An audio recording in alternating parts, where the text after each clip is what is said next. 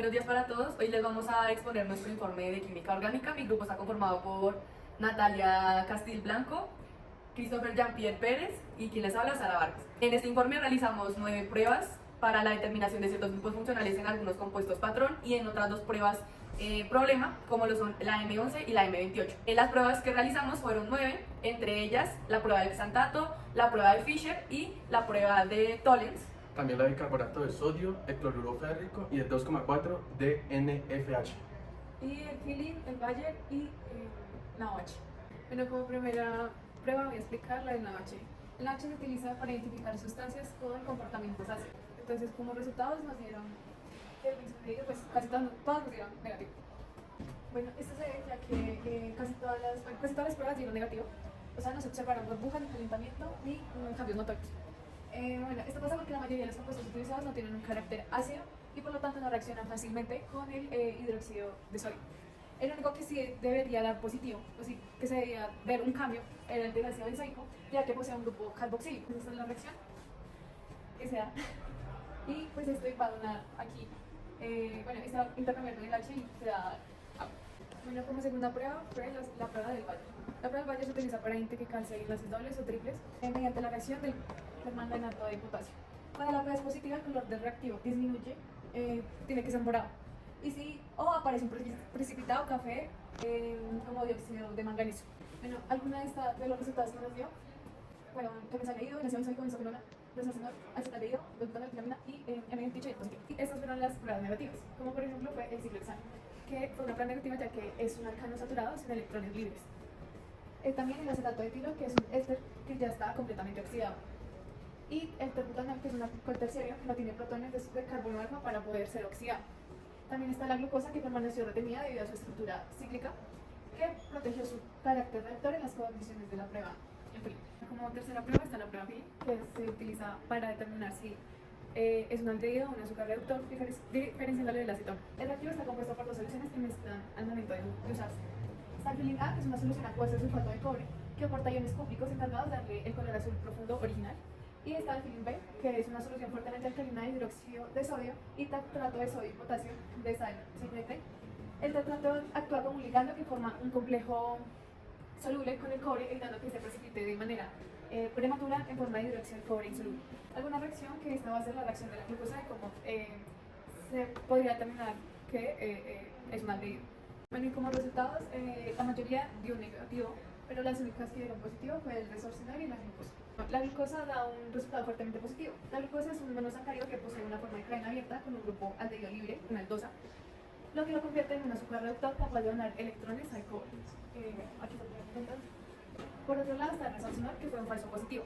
El resorcinol tiene 2 grupos OH unidos a un anillo de benceno en posiciones meta. Los grupos hidroxilo son fuertemente dadores de electrones.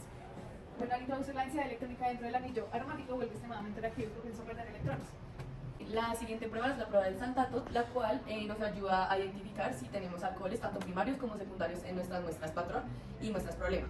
Esta prueba rápidamente se realizó agregando una lenteja de KOH, la pusimos en baño María, la dejamos por 5 minutos, después le agregamos éter etílico y finalmente le agregamos el bisulfuro de carbono, que va a ser el que va a reaccionar, y pues esto tenía que dar un precipitado amarillo. Acá podemos ver los resultados de la prueba. Únicamente el terbutanol y el 2-butanol fueron los que dieron positivos, el resto dieron negativos, y los que dicen Na es porque no aplican. Acá podemos ver los resultados esperados. Entonces, como lo podemos comparar con nuestros anteriores resultados, que fueron los experimentales, vemos que el 2-butanol sí tenía que dar positivo, a nosotros nos dio positivo, pero el terbutanol no tenía que dar positivo y a nosotros nos dio positivo. Lo que puede pasar es que el terbutanol es un alcohol terciario y por eso es que es más difícil que forme el xantato. A diferencia de lo que pasa con el 2-butanol, que es positivo, por lo que es un alcohol secundario y puede formar el xantato. El resto de los compuestos no dieron porque muchos de ellos son aldehídos, cetonas, etc. Como lo está explicando anteriormente, el único falso negativo que nos dio fue el terbutanol, por la razón que ya les expliqué, aunque también puede ser por condiciones experimentales, como por ejemplo un exceso de calentamiento en el baño María. Acá podemos ver las reacciones. Esta es la reacción, bueno, estas 2 son las reacciones generales de la práctica. Aquí vemos que se tiene que formar el alcohóxido cuando se le agrega el éter etílico, y allá pues cuando ya da la formación del xantato, agregando el bisulfuro de carbono. Y pues acá vemos lo que intentó ocurrir en el terbutanol. Ahora continuamos con la prueba de Tollens, en donde esta se tuvo que realizar mezclando 3 compuestos de Tollens, el Tollens A, Tollens B y Tollens C. Y pues ya después de realizada esta mezcla, lo que hicimos fue agregarle a cada una de las muestras patrón. Esta prueba de Tollens se utiliza para la identificación de aldehídos y de compuestos reductores. Y pues el resultado que tendríamos que ver para que fuese positivo es que o tiene que volverse un espejo de plata o tiene que tener un precipitado negro. Acá podemos ver los resultados experimentales de nuestra prueba. Entonces tenemos que el benzaldehído ha sido positivo, el resorcinol también, el acetaldehído también y nuestras 2 muestras problema, el M11 y el M28 también. Acá tenemos los resultados que debían ser los esperados, entonces podemos ver que los únicos diferentes a nuestros resultados fueron la glucosa y el resorcinol, siendo de esta manera que la glucosa tenía que dar negativo, ya que pues es un azúcar reductor que puede formar un grupo aldehído en la solución. Y también el resorcinol, que en nuestro caso nos dio positivo, pero tenía que dar negativo, ya que es un fenol y normalmente no actúa como un aldehído. Y pues como lo estaba explicando, tuvimos un falso negativo y un falso positivo. El falso negativo es la glucosa y el falso positivo es el resorcinol. Y pues acá, como ya lo expliqué, la glucosa de pronto no reaccionó porque fue un tiempo insuficiente con la prueba, porque hubo poco calentamiento o porque de pronto el reactivo estaba un poco deteriorado. Y pues el resorcinol, que también de pronto ocurrió la reacción que no debía ocurrir, porque pues ocurrió la oxidación del resorcinol por un sobrecalentamiento o por la sensibilidad del reactivo. Acá podemos ver la reacción general, que era pues lo que tenía que ir ocurriendo con cada uno de nuestros patrones, y esto fue lo que ocurrió con nuestros falsos positivos y falsos negativos. Bueno, a continuación continuamos con la prueba de Fischer, la cual es una reacción de esterificación de un alcohol entre un alcohol y un ácido carboxílico, el cual fue asignado por el docente, y pues generalmente en presencia de un ácido fuerte como lo es el ácido sulfúrico. Entonces, en nuestro caso, el ácido carboxílico fue el ácido benzoico y el alcohol que utilizamos fue el 2-butanol. Y pues esta prueba forma un éster, y en esta lo que teníamos que hacer era poner a nuestros compañeros a que olieran la muestra y pues que nos dieran una breve descripción de lo que percibían.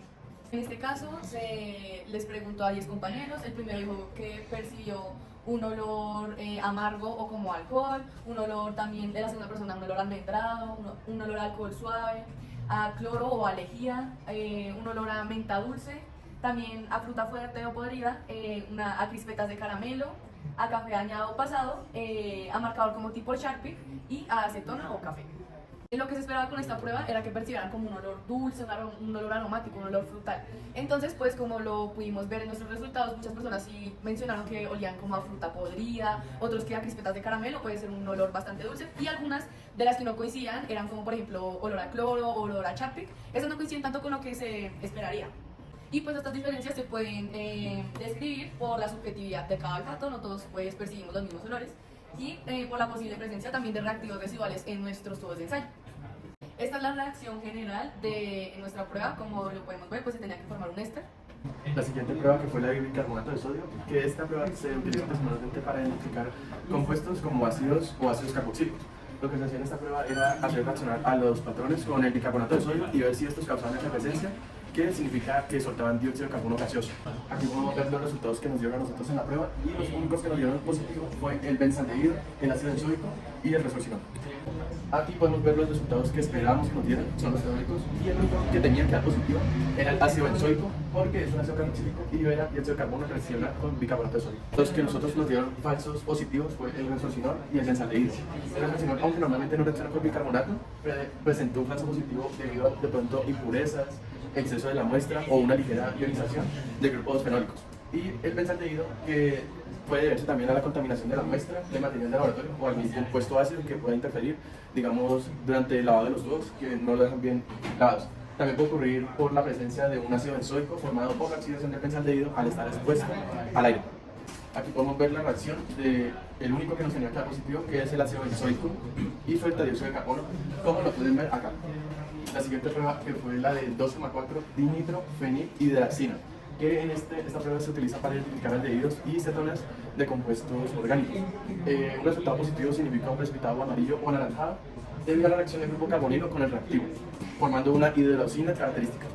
Los resultados que nos dieron de esta prueba fueron los positivos, que fue el benzaldehído, el ácido benzoico, la benzopirona, la glucosa, el resorcinol y la acetona. Los resultados que esperábamos teóricamente eran que nos diera solo el benzaldehído, el acetaldehído, porque estos contienen un grupo aldehído que reacciona con el 2,4 de NPH, y la acetona porque contiene un grupo cetona. Tuvimos 3 falsos positivos, que fue el ácido benzoico, el resorcinol y la glucosa, y en el ácido benzoico y el resorcinol comparten como el mismo error, que pudo haber sido una contaminación de la muestra de algún aldehído o cetona. Y en la glucosa, que normalmente no reacciona con este reactivo, pero puede ocurrir que abrió su estructura cíclica y mostró su grupo aldehído libre, capaz de reaccionar con este compuesto. Y tuvimos un falso negativo, que es el aldehído. Este tenía que dar positivo, y lo que pudo ocurrir es que de pronto estamos ante una baja contaminación o una degradación del reactivo, o que no dejamos reaccionar el tiempo suficiente para que ocurriera el precipitado.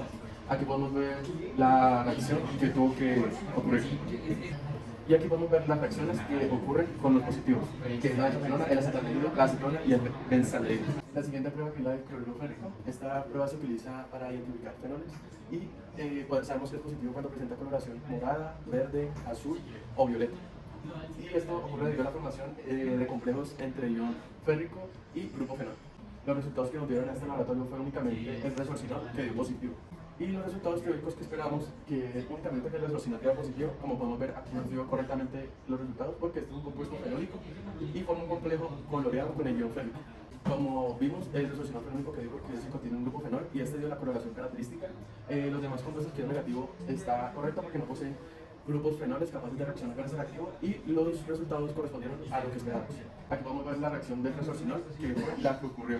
Luego tenemos las últimas pruebas, que son de infrarrojo. Tenemos la M28, que tenemos el estiramiento del grupo OH y la curvatura de los OH. Nosotros creemos que probablemente puede ser esto agua, porque comparándolo con un infrarrojo del agua es muy similar, es muy parecido, pero a la vez creemos que esta agua puede tener de pronto muy diluido algún aldehído, por lo que comprobamos en nuestras pruebas pasadas que le hicimos a esta muestra problema, que dieron positivo o negativo. Y ya por último, en nuestro último infrarrojo tenemos el M11.